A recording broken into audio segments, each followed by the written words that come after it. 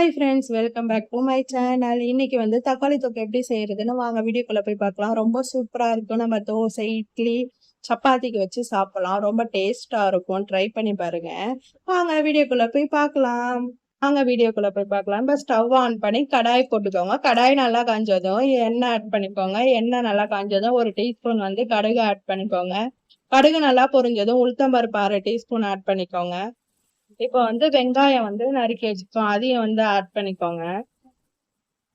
பெரிய வெங்காயமா இருந்தா 3 ஆட் பண்ணிக்கலாம். சின்னதா இருந்தா 4 ஆட் பண்ணிக்கலாம் வெங்காயம். நல்லா வெங்காயம் வந்து நல்லா வதங்கணும். அப்பதான் தக்காளி தொக்குக்கு ரொம்ப டேஸ்டா இருக்கும்.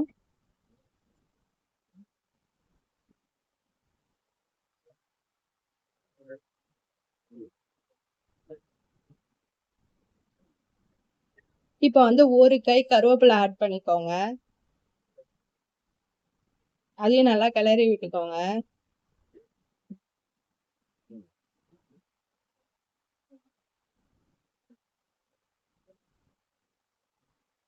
இப்ப தக்காளி தொக்குக்கு தேவையான உப்பை ஆட் பண்ணிக்கோங்க.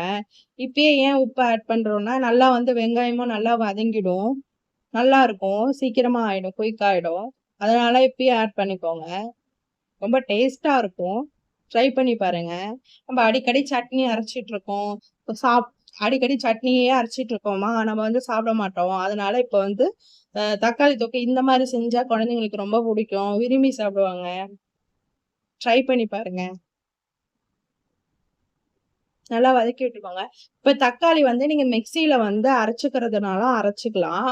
இல்லைன்னா வந்து நம்ம வந்து சாப்பர் வச்சிருப்போம். சாப்பர்ல வந்து அரைஞ்சு வச்சுக்கிட்டாலும் அரைஞ்சுக்கலாம். இப்ப நாங்க சாப்பர்ல வந்து இது மாதிரியா நல்லா வந்து தக்காளி வந்து கொஞ்சம் ஒன்னியும் பின்னியுமா வந்து சாப் பண்ணி வச்சிருப்போம்.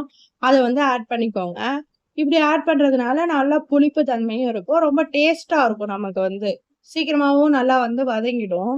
இந்த மாதிரி ட்ரை பண்ணி பாருங்க. இல்ல நீங்க மிக்சியில அரைக்கணும்னாலும் உங்க விருப்பம். நீங்க மிக்சியில அரைச்சும் போடலாம். அதுவும் வந்து ரொம்ப டேஸ்டா இருக்கும்.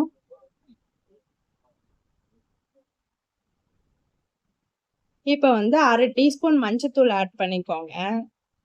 அதையும் நல்லா கிளறி விட்டுக்கோங்க.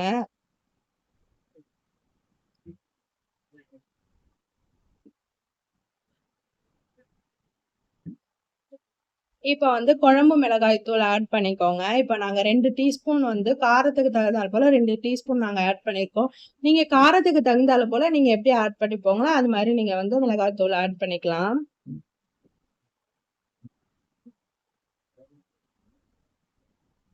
நல்லா அதையும் வந்து நல்லா கிளறி விட்டுக்கோங்க. அதோட பச்சை வாசனை வரையும் நல்லா நமக்கு போகணும்.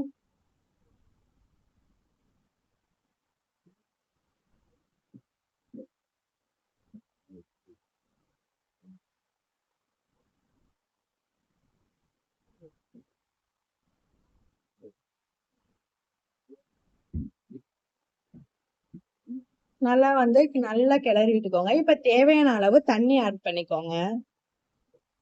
நாங்க இந்த அளவு தண்ணி ஆட் பண்ணிருக்கோம். உங்களுக்கு தேவையான அளவு நீங்க தண்ணி ஆட் பண்ணிக்கோங்க. நல்லா கொதிக்கணும். அடிக்கடி வந்து நீங்க கிளறி விட்டுக்கோங்க.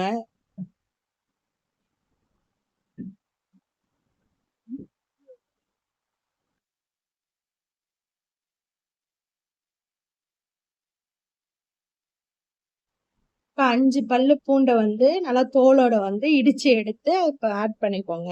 ரொம்ப டேஸ்டா இருக்கும். அந்த பூண்டோட ஃபிளேவர் வந்து நமக்கு வந்து அவ்வளோ சூப்பரா இருக்கும். இந்த மாதிரி செஞ்சு பாருங்க.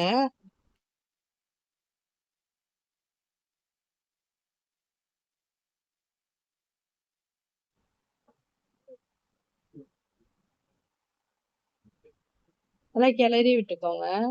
நமக்கு வந்து தண்ணி வந்து நல்லா சுண்டி போகணும்.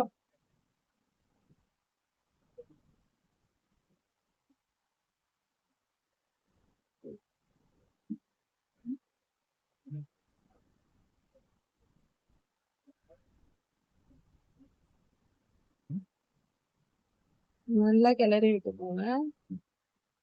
இப்ப வந்து நம்ம வந்து ஆல்மோஸ்ட் தண்ணி வந்து நல்லா சுண்டிடுச்சு. இப்ப வந்து நமக்கு வந்து இதோட பக்குவம் என்னன்னா, நமக்கு வந்து எண்ணெய் வந்து பிரிஞ்சு வரணும். அந்த ஓரத்துல இருக்கு பாத்தீங்களா, அதெல்லாம் வந்து எண்ணெய் வந்து நல்லா நமக்கு பிரிஞ்சு வந்தாதான் நமக்கு ரெடி ஆயிடுச்சு.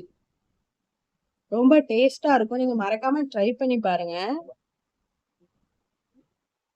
பாருங்க எண்ணெய் நல்லா வந்து நமக்கு பிரியணும். எண்ணெய் பாருங்க நல்லா பிரிஞ்சு வந்துருச்சு.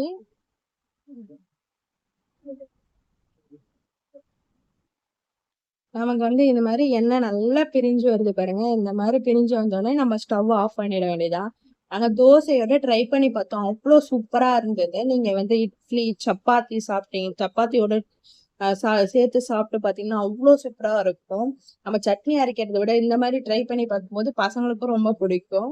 நம்ம சேனலை இப்பதான் நீங்க புதுசா பார்த்தா சப்ஸ்கிரைப் பண்ணிக்கோங்க. கீழே உள்ள பெல் ஐக்கனை கிளிக் பண்ணிக்கோங்க. அப்பதான் நாங்க நெக்ஸ்ட் டைம் வீடியோ போடும்போது உங்களுக்கு நோட்டிபிகேஷனா வரும். மறக்காம ட்ரை பண்ணி பார்த்துட்டு கீழே கமெண்ட் பண்ணுங்க. மாதிரி மறக்காம ட்ரை பண்ணி பாருங்க. எனக்கு ரொம்ப பிடிச்சிருந்தது. Bye friends.